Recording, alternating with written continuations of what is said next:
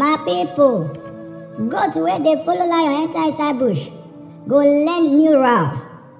Who you follow fit change your waka, fit change your talk, fit change your dream.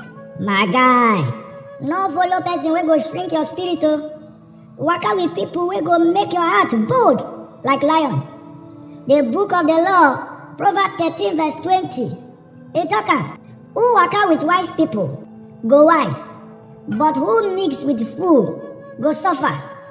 This one mean say, the people wey you follow go shape how you dey think and how you act. If you waka with strong people wey get sense, that boldness go touch your body. This na Greywood Whispers, voice wey no loud but get sense.